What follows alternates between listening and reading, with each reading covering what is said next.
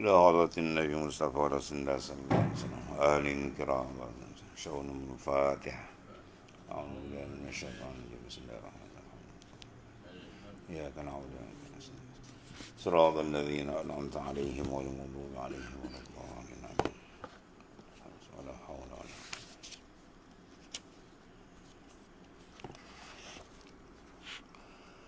أعوذ بالله من الشيطان الرجيم قل يا أيها الناس إن كنتم في شك من دينه فلا أعبد الذين تدعون من دون الله ولكن أعبد الله الذي يتوفاكم وأمرت أن أكون من المؤمنين. Itu. Katakanlah wahai Muhammad sallallahu alaihi wasallam, wahai sekalian manusia, sekiranya kamu menaruh syak tentang kebenaran agamaku, maka ketahuilah aku tidak menyembah makhluk-makhluk yang kamu menyembah yang lain daripada Allah Ta'ala, tetapi aku hanyalah menyembah Allah yang akan mematikan kamu untuk menerima balasan, dan aku diperintah supaya menjadi golongan orang-orang yang beriman.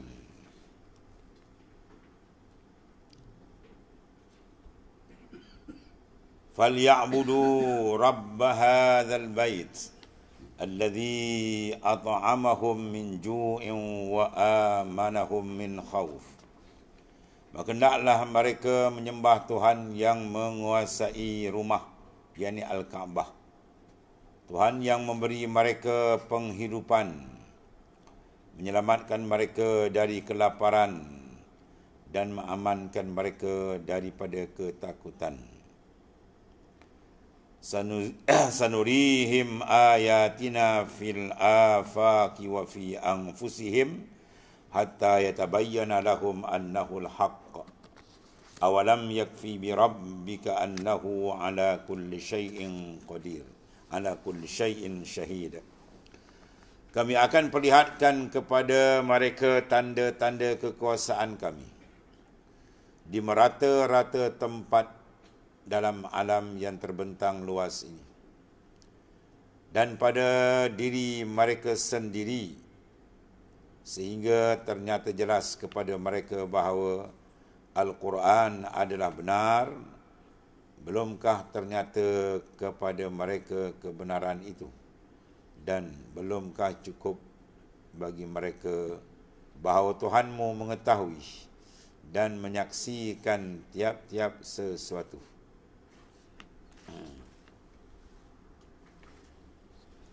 Maka di akhir surah An-Naml, Allah Subhanahu Wa Taala menyeru secara umum kepada manusia melalui lisan Rasulullah sallallahu alaihi wasallam. Sekiranya keadaan mereka dalam keadaan syak, tidak mempunyai keyakinan yang sepenuhnya terhadap Allah Subhanahu Wa Taala, Tuhan yang tunggal dalam ketuhanannya, maka Allah Subhanahu Wa Taala menyatakan, menyuruh baginda sallallahu alaihi wasallam membuat penegasan, fala a'budu allazi ta'buduna min dunillah, maka aku tidak menyembah apa yang kamu sembah selain daripada Allah Ta'ala. Ini penegasan dari segi akidah. Tetapi aku menyembah akan Tuhan allazi yatawaffakum, Tuhan yang akan mematikan kamu. Itu di antara apa? Penegasan yang terus membawa kepada apa? Memberi peringatan yang tegas bahawasanya Allah Subhanahu Wa Taala lah yang menghidupkan dan yang mematikan. Dan Tuhan yang aku sembah, Tuhan yang akan mematikan kamu, dan akan mengumpulkan kita di sana untuk diberikan pembalasan yang seadil daripada Allah Subhanahu Wa Taala. Dalam konteks akidah, dalam konteks maknanya ketauhidan terhadap ketuhanan Allah Ta'ala, perkara yang jelas dan perkara yang tidak boleh bertolak ansur, dan itulah seruan yang besar yang dilakukan oleh para nabi-nabi, rasul-rasul alaihi wassalatu wassalam.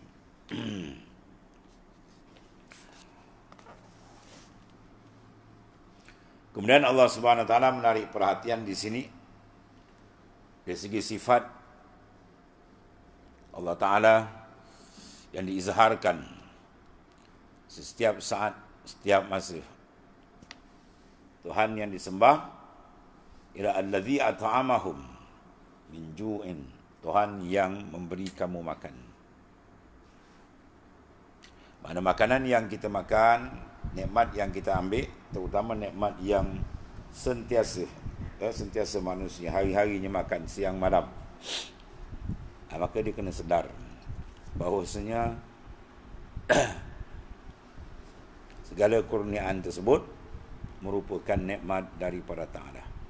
Al-mut'im hakikatan huwallahu Ta'ala, memberi makan nikmat makanan pada sebenar ialah Ta'ala. Maka butalah mata hati mereka yang makan tapi tak sedar daripada Allah Ta'ala. Betul disuruh kita semua dalam keadaan kita menyebut nama Allah Ta'ala. Nak makan, baca bismillah. Nak buat benda tu, sebut nama Allah. Ya. Ni ada pula ustaz gila tak boleh sebut nama Tuhan. Zikir Allah tak boleh. Nak sebut nama pak kau. Ya. Doktor bagi dia doktor haiwan senang. Ya, tarap dia bagi doktor haiwan ni. Teruk betul. Kulillah, dia butakan mata hati dia. Ayat Quran terpampang kul fi'il amar tu kan. Qala yaqulu kul, kata olehmu, sebut olehmu. Apa dia? Allah. Terang-terang. Tapi kalau ada sesat macam tu kan. Tak boleh zikir Allah tak boleh. Kemudian zikir dengan nama sifat. Allah tak ada makna. Tak, dia mengacau. Ya, Allah tak bermakna zatun.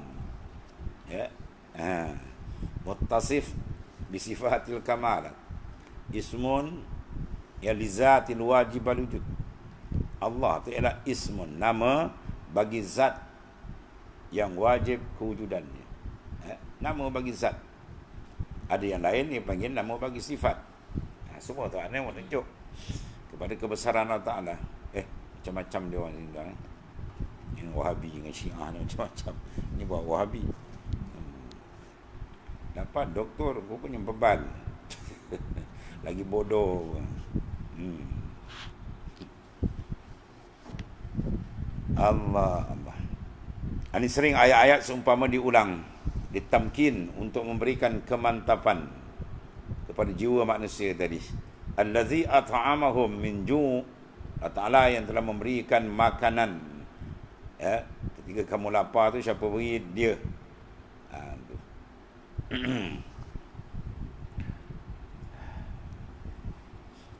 Jadi dalam ayat-ayat ini banyak mana Allah Ta'ala menerangkan kepada kita, mengambil perhatian supaya kita sentiasa memerhatikan kurniaan-kurniaan nikmat Allah Subhanahu Wa Taala, supaya dengan ia merapatkan lagi hati manusia kepada Allah Subhanahu Wa Taala, merasakan kebesaran dan keagungan Allah Subhanahu Wa Taala, lalu membawa manusia itu syukur kepadanya. Ya, syukur tanpa memerhatikan nikmat-nikmat yang diberi Allah Ta'ala, manusia payah untuk masuk dalam babu syukri. Dia payah membentuk diri dan menjadi insan yang syakirin, yang bersyukur kepada Allah Subhanahu Wa Ta'ala. Dan bila manusia tidak boleh duduk dalam makam syukur, maka ziyadah, pertambahan imannya, pertambahan makrifat dia jauh. Allah Ta'ala sebut, la in syakartum la azidannakum. Kalau kami syukur, atau akan tambah. Mana ziyadah, pertambahan tu ialah pintu dia ialah kena syukur. Siapa tak syukur, dia payah dapat pertambahan. Dia mesti banyak bersyukur kepada Ta'ala. Bahawa Tuhan akan tambah nikmat dan kurniaan-kurniaan daripada dia. Maka untuk mendapat kesyukuran, dia kena mulazamah, memerhatikan segala nikmat-nikmat kurniaan Allah Ta'ala yang besar, yang tidak terhingga. Kalau dikira pun tak terkira kita maknanya. terutama nikmat dalam bentuk kerohanian, itulah keimanan kita dengan Allah, pendampingan diri dengan Tuhan, dan seterusnya. Bismillahirrahmanirrahim. Tasin mim. Tilka ayatul kitabil mubin. Natlu alaika min naba'i Musa wa Fir'auna bil haqqi liqaumin yu'minun. Inna Fir'auna ala fil ardi wa ja'ala ahlaha syi'an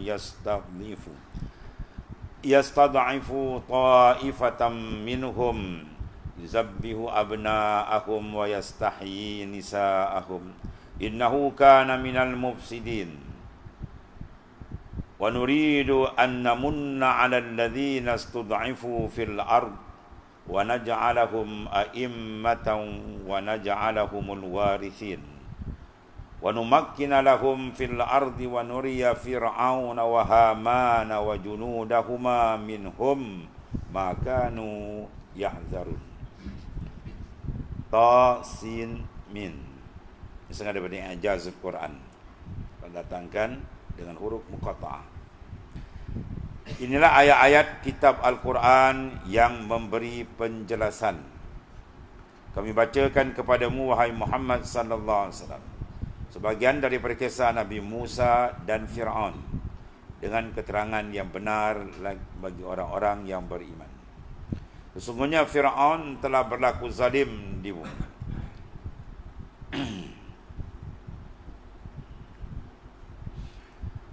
Sesungguhnya Fir'aun telah berlaku zalim di bumi Mesir dengan melampaui batas. Maknanya membesarkan akan diri, ala, meninggikan diri, sombong, takabur. Serta ia menjadi penduduk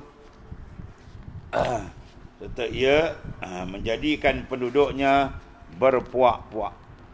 Dia menindas sepuak di antaranya dengan membunuh anak laki-laki mereka dan membiarkan hidup anak-anak perempuan mereka. Sesungguhnya ia dari gulungan yang membuat kerosakan. Dan kami, yakni Allah Ta'ala, hendak berihsan dengan memberikan pertolongan kepada kaum yang tertindas di negeri itu, dan hendak menjadikan mereka pemimpin-pemimpin, serta hendak menjadikan mereka orang-orang yang mewarisi apa yang dimiliki oleh Fir'aun dan kaumnya. Dan kami hendak memberikan mereka kedudukan yang kukuh di negeri itu, serta hendak memperlihatkan kepada Fir'aun dan Haman bersama-sama tentera mereka apa yang mereka bimbangkan dari gulungan yang tertindas itu. Tafsirannya, Allah Subhanahu Wa Taala menyatakan dalam firman yang tersebut, inilah ayat-ayat Al-Quran yang terang, jelas maknanya dan tujuannya. Kami membacakan kepada kamu ini Al-Quran ini sebagai sebagian daripada kisah iaitu Nabi Musa dan Fir'aun dengan sebenarnya, dalam sini menyampaikan dakwah Islam, mengajak manusia mentauhidkan Allah Ta'ala dan mengabdikan diri kepadanya. Dan itulah jalan yang membawa kepada selamat dunia dan akhirat. Allah Ta'ala datangkan berbagai-bagai kisah sebagai memberi pengajaran, tauladan kepada umat di akhir zaman melalui penerangan daripada Al-Quranul Karim. Itu kisah yang besar yang dipaparkan dalam Al-Quran. Iaitulah Nabi Musa AS berdepan dengan Fir'aun yang cukup zalim maknanya. Sesungguhnya Fir'aun telah menyombong diri, membuat sesuatu sewenang-wenangnya.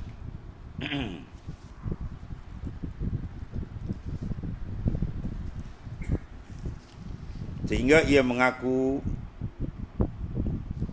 menjawat jawatan ketuhanan dengan ucapannya ana rabbukumul a'la, akulah Tuhan yang maha tinggi. Ya, perangai manusia bila tak kenal Tuhan dia jadi begitu. Apa dia nak dia dapat, apa diinginkan yang dihajati terhasil. Tak ada orang boleh sekat, akhir-akhir dia perasan di Tuhan. Ya, dia perasan di Tuhan. Sebab tu Allah Ta'ala beri kita kadang-kadang kesusahan, kadang-kadang penderitaan, itu hikmat besar supaya kita mengenali tentang irfan kelemahan diri kita. Sebaliknya, sebagaimana Fir'aun, Allah Ta'ala istidratkan dia. Apa dia nak diulur, dia bagi. Akhirnya semakin jauh. Dalam bentuk pemberian, rupanya bala di alam dia. Apa bala dia? Iaitu dia tidak mengenali Allah Subhanahu Wa Ta'ala. Tidak adalah bala paling besar di dunia manusia tidak mengenali Tuhan dia. Lalu dia melakukan perkara-perkara yang menyebabkan mereka menanggung penderitaan besar di akhirat, itu dibandingkan mereka dihumban dalam neraka.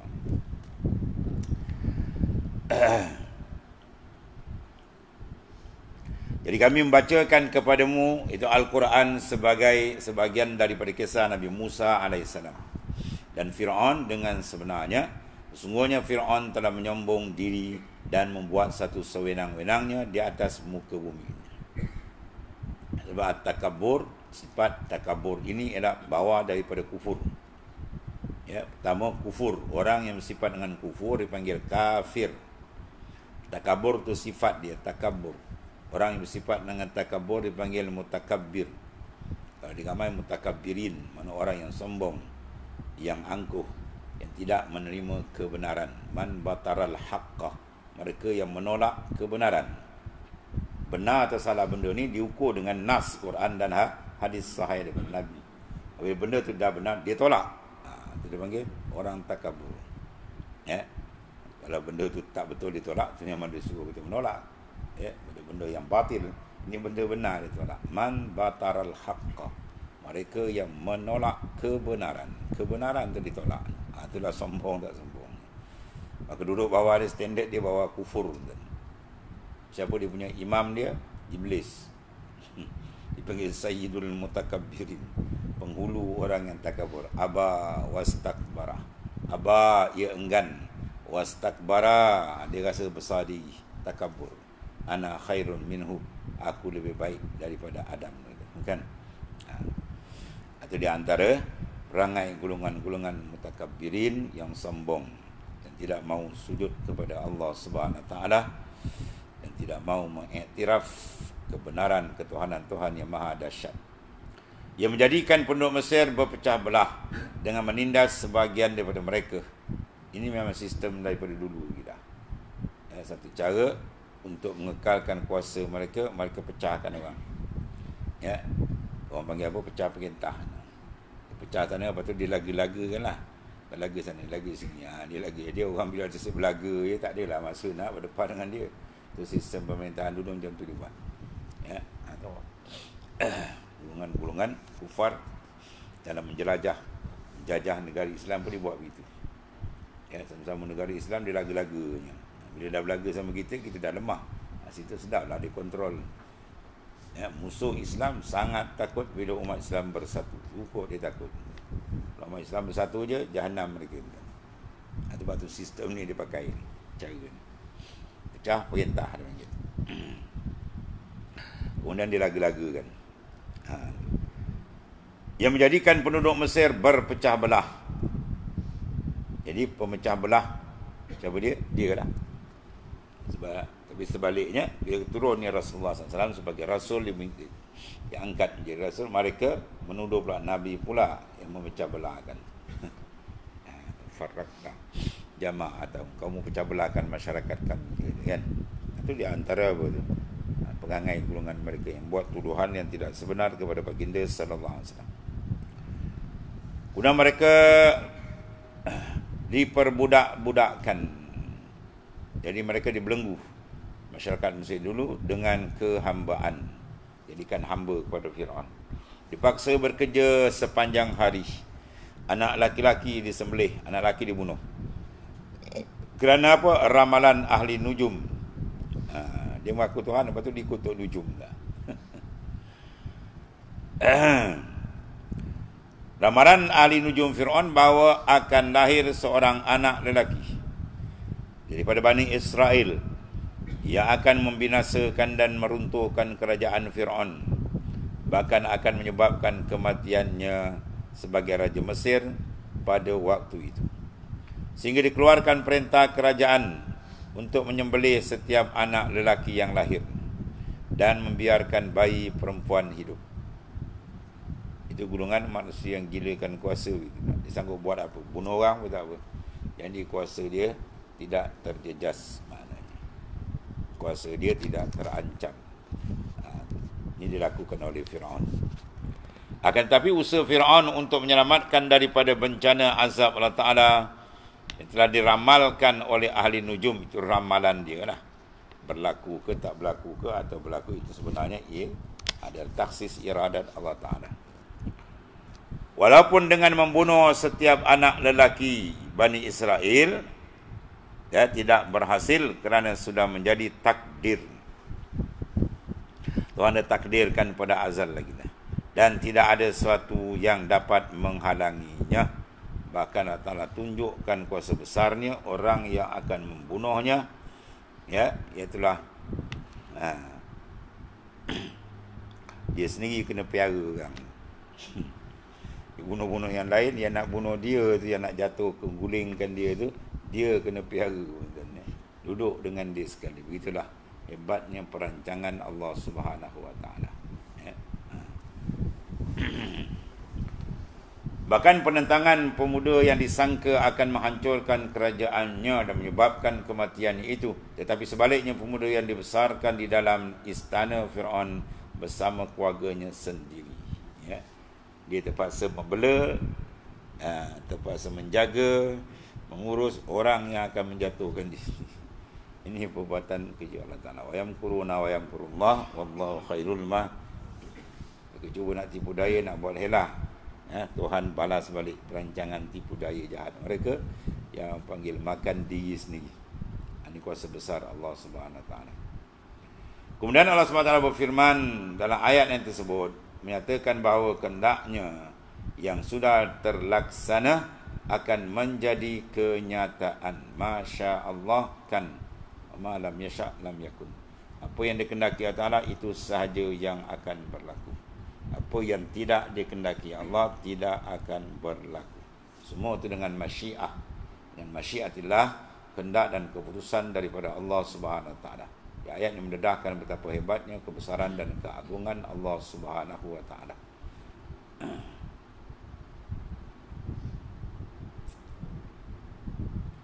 Kemudian Allah Subhanahu Wa Ta'ala berfirman dalam ayat tersebut bahawa kehendaknya yang sudah terlaksana itu menjadi kenyataan. Itu dipanggil takdir, qada, qadar. Itu ada ikhtilaf ulama. Setengah ulama mengatakan qada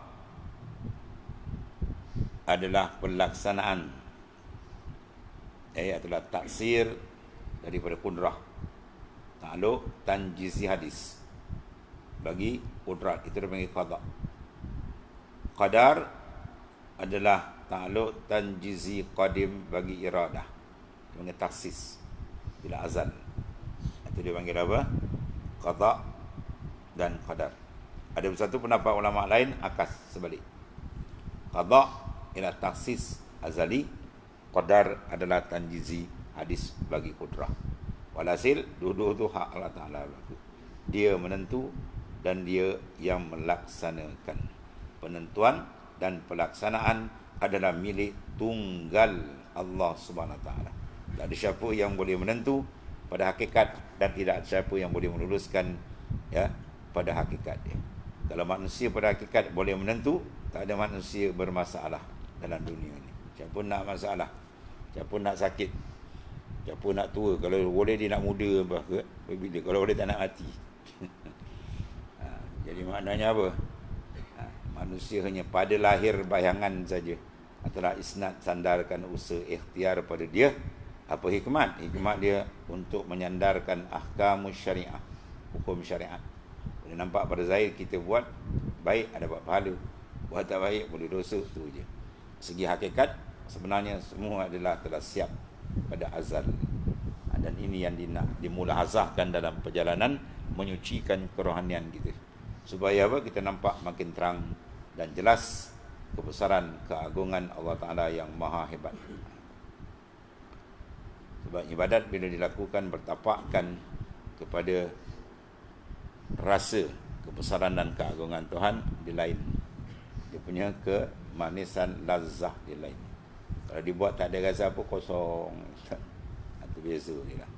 Sebab itu suruh kita ni sentiasa meningkatkan maknanya pendekatan, pengenalan dan perasaan rasa dengan Allah Subhanahu Wa Taala. Kemudian Allah Subhanahu Wa Taala akan meneguhkan kedudukan dan kekuasaan mereka di tempat itu sehingga dapat diperlihatkan kepada Fir'aun dan Hamad, menteri kewangan dia, seperti tenteranya, dan apa mereka lakukan selalu khawatirkan itu menjadi kenyataan sesuai dengan kehendak Allah Subhanahu Wa Taala dan takdirnya. Itu maknanya Allah Ta'ala jatuhkan mereka, mereka sendiri dapat lihat satu persatu penyusunan maknanya takdir dan kuasa besar Allah SWT menjatuhkan kerajaan besar pada zahirnya yang sangat zalim Fir'aun. Allah Ta'ala matikan mereka dengan cara hina, dibenam dalam laut, sebagaimana cerita yang maklum. Begitulah Allah Ta'ala punya kekuasaan yang maha dahsyat. Dia menaik, mengangkat siapa dia kendaki, dan dia boleh jatuhkan siapa yang dikendakinya. Kemudian qala ta'ala wa auhayna ila ummi Musa ila akhirih. Sadaqallahul azim.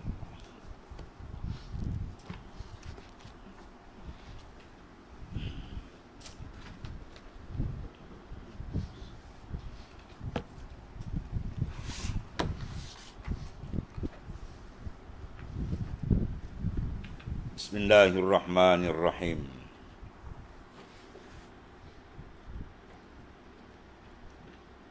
Qala Rasulullah sallallahu alaihi wasallam la tahasadu. Situ. La tahasadu wa la tanajashu wa la tabaghadu wa la tadabaru wa la yabghi ba'dukum ala ba'd. Wa kunu ibadallahi ikhwana. Al-muslim akhul muslim, la yazlimuh wa la yahzuluh wa la yahqiruh. At-taqwa ha huna. Wa yushiru ila sadrih sallallahu alaihi wasallam salasa marrat. At-taqwa ha huna, at-taqwa ha huna, at-taqwa ha huna. Bihasabi imri'in minasyar an yahqira akhahul muslim. Kullu muslim alal muslim haramun damuh wa maluh wa irduh. Jangan kamu saling dengki mendengki, dipanggil hasad. Dan janganlah saling bersaing. Janganlah saling benci membenci.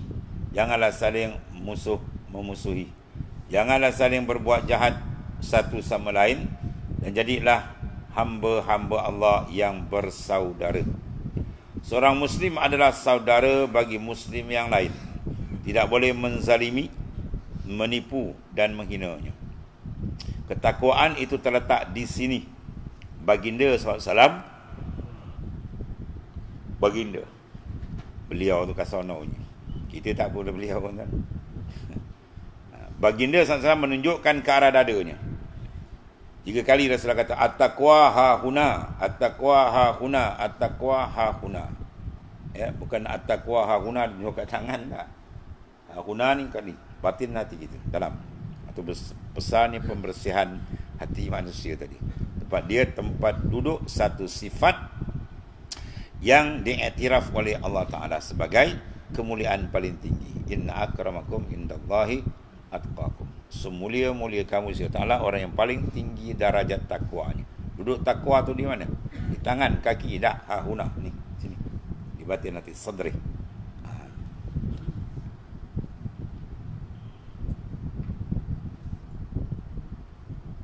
Seorang muslim adalah saudara bagi muslim yang lain, tidak boleh menzalimi, menipu dan membinasa. Ada menghinanya. Kemudian ketakwaan terletak di sini. Baginda SAW menunjukkan ke arah dadanya 3 kali. Cukuplah keburukan bagi seorang Muslim apabila dia merendahkan Muslim yang lain. Setiap Muslim atas Muslim lain haram. Apa dia? Darahnya, mana tidak boleh dibunuh. Hartanya tidak boleh dirosak, dirampas dan sebagainya. Dan kehormatan dia. Jadi maknanya dalam hadis ini menerangkan tanggungjawab yang telah didedahkan oleh baginda sallallahu alaihi wasallam dalam bentuk luaran dan dalam bentuk dalaman. Maka didulukan di sini iaitulah dalam bentuk dalaman. Iaitulah menghilang, membuang benda yang membawa kepada kerosakan. Dalam kaedah fiqh kita dia panggil apa? Darul mafasid muqaddamun ala jalbil masalih. Darul mafasid mana menolak benda-benda yang membawa kerosakan, didahulukan daripada menarik manfaat. Dalam konteks negara maknanya kita kena hapuskan segala unsur-unsur korupsi yang tak elok, barulah dibina kemajuan negara. Kalau negara nak bina, perangai yang ni tak bentuk, terlokok negara di kerja ni. Ya, dia jadi jin tanah banyak. Dia sodok sana, dia kebas sana, habis jin. Benda banyak tapi tak dapat mengatasi permasalahan. Sebab apa? Banyak jembalang, banyak hantu setan. Benda tu kena dihapuskan. Kalau konteks diri kita, kena bersihkan segala sifat mazmumah. Ya, kita nakkan apa ni, benda kebaikan di akhirat, pahala yang banyak ditawarkan oleh Rasulullah SAW dalam hadis-hadis yang lain.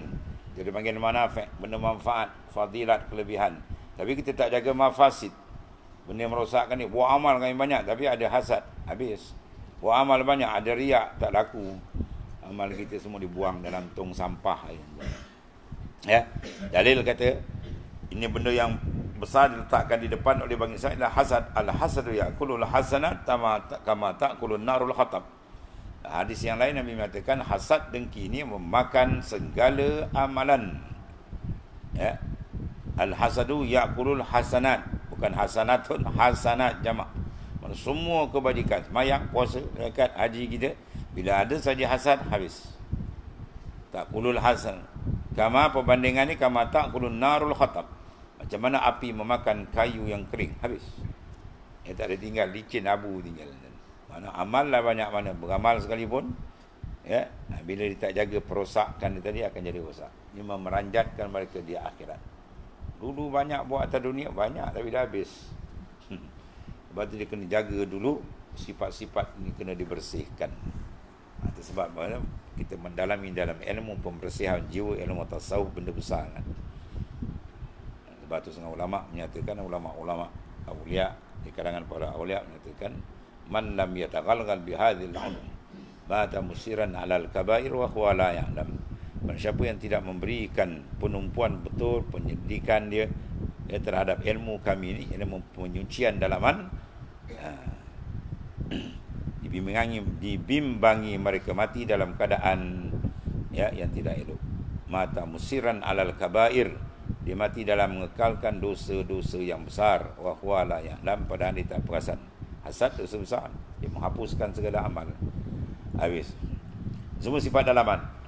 Ya, tanajashu, ya, tabaghadu, itu semua sifat dalaman, perangai-perangai dalaman yang perlu dibersihkan.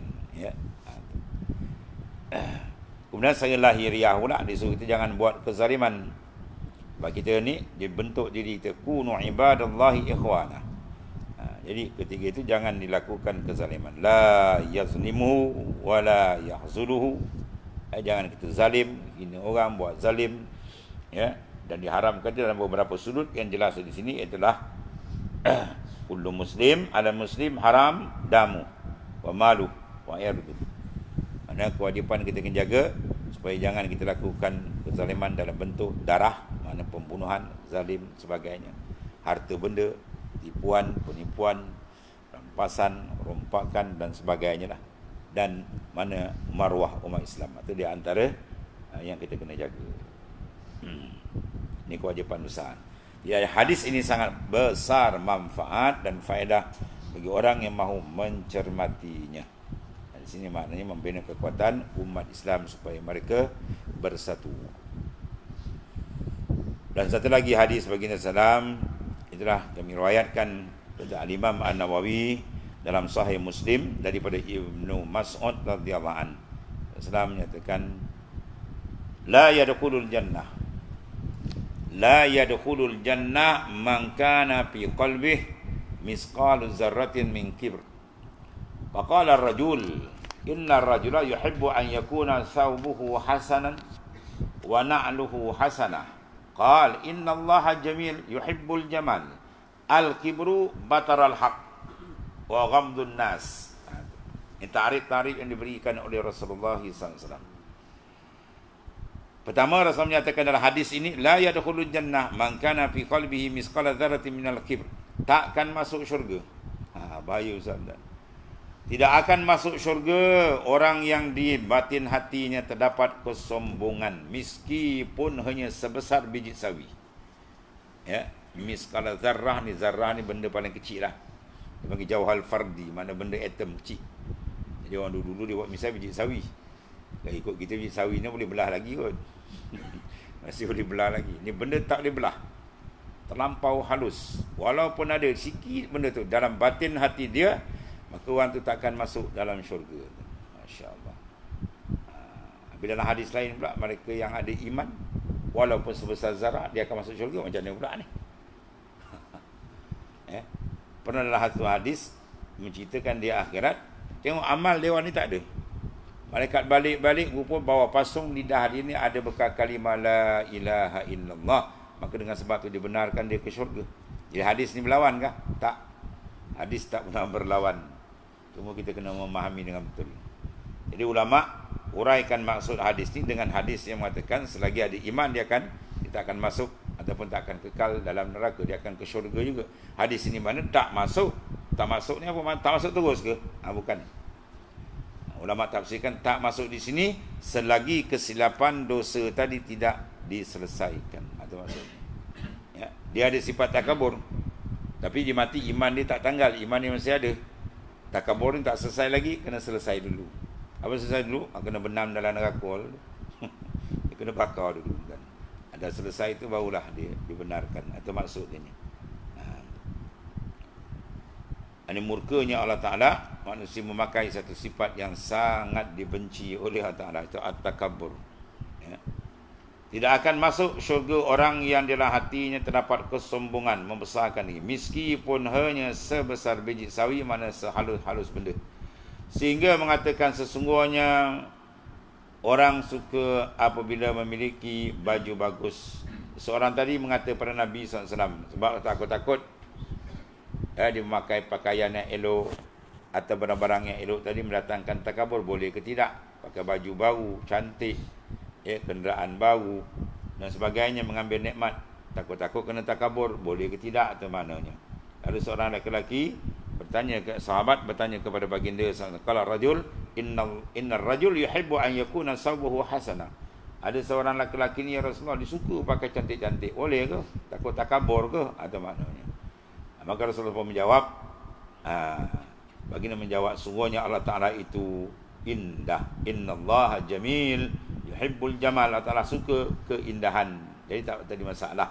Pakai pakaian yang elok dan sebagainya elok, sebagai mengizharkan nikmat Allah Ta'ala, itu tak menjadi kesalahan. Dengan syarat dalam hati dia jangan ada sifat takabur. Dan niat kita pakai baik ialah izharun, menzahirkan nikmat. Wa amma bi ni'mati rabbika fahad. Nikmat Tuhan kita tahadus, kita guna itu tak apa. Sebab apa-apa benda pun kembali kepada asal. Apa asal? Qasad dan niat. Al-umur bimaqasidiha. Semua urusan bergantung kepada qasad dan niat. Sungguhnya Allah Ta'ala itu indah dan menyukai keindahan. Kesombongan adalah, ni ta'rif yang kata sombong ni bukan sebab pakai baju baru semua, atau kenderaan baru, ataupun nikmat-nikmat dapat diizharkan. Sebenarnya makna takabur ialah batarul haq. Satu, wa ghamdun nas, iaitulah kesombongan menolak kebenaran. Tu dia. Benda dah benar dah, dia tolak, dia tak nak pakai ke. Degil. Tu. Islam adalah agama yang sebenar, tak nak pakai, itu sombong. Dan menghina manusia, memandang manusia semua rendah, bahawa dia je yang lebih. Ya.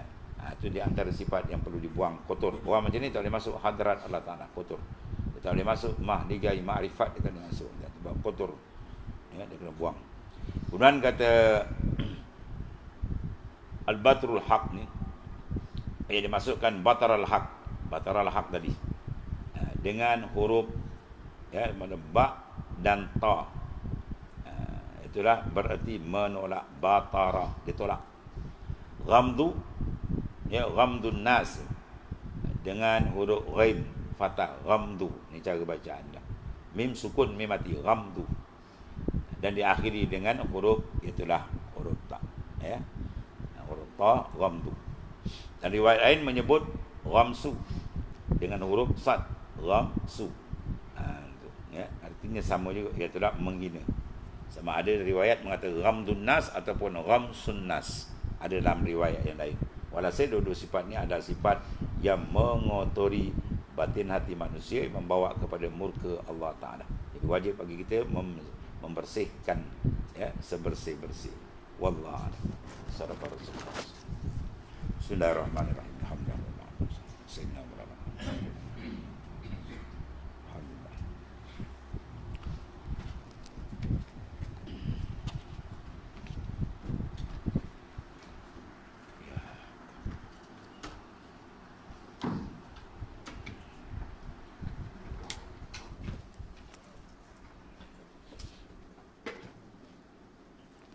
Ya Rabb.